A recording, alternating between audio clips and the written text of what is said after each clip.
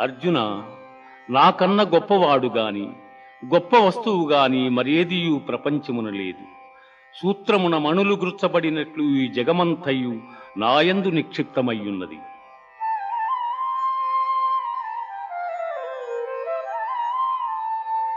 పుణ్యో గంధః పృథివ్యాంచ తేజశ్చాస్మి విభావసౌ జీవనం సర్వభూతేషు తపశ్చాస్మి తపస్విషు.